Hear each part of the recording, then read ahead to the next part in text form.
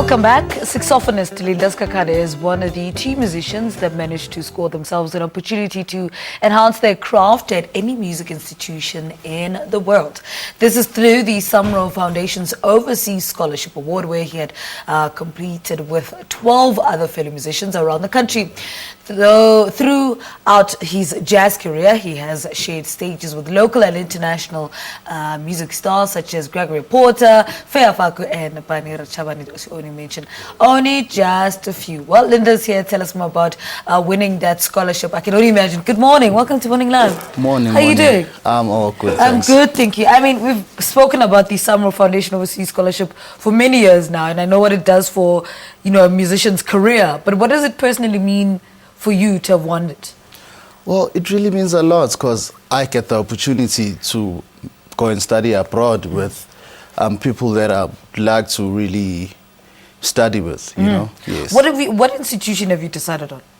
I haven't decided on an institution. Hey, I'm still just shocked. You know, I wasn't expecting to win this, but now I got it, so I'm just on the search. But what's the dream, though? The dream is to go to the US. Yeah, I'd love to go to the US. What is it about jazz, though, that is so close to your heart, or music that speaks a language that only you understand? Well, I mean, for me, it's the easy way to express myself. Yes. So that's the only time whereby I get to express myself through music. So that's why I'm really in love with jazz. Yeah. You know? What do you think it is that the judges saw in you specifically? I think it was just an honest performance. Because, I mean, I believe I've got a story to tell, you know. Coming from Durban, which is rich in heritage, I think that also comes out in the way I play music. You know. Tell us a little bit about this journey of growing up in Durban as well, and how the two worlds, came together: music, Linda, jazz. I'd say I was inspired by sounds just around me, you know. Well, because I started my music career at Sikhakhane Music Center, which is connected to the Salvation Army Church. So. Salvation Army is rich in music as well, so that's how I really got inspired to play music. But how did you end up with the saxophone?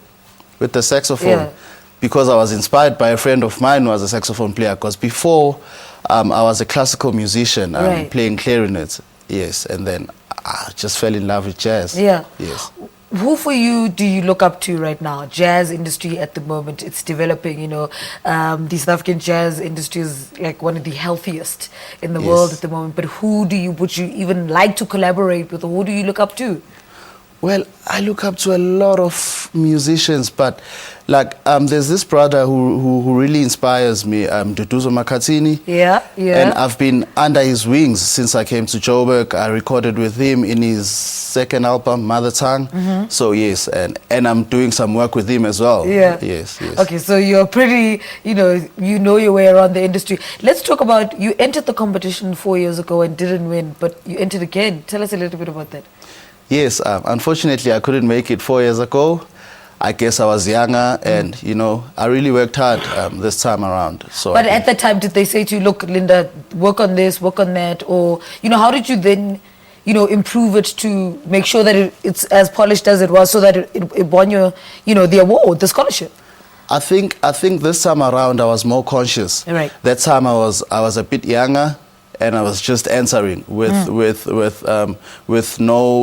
no purpose, But this time around, I was a bit conscious, and I knew what I want, and I knew what would I like to present to SAMRO. Yes. What's the next plan? How would you then? Okay, so you study, and then are you gonna come back home? Have you worked all those little details out?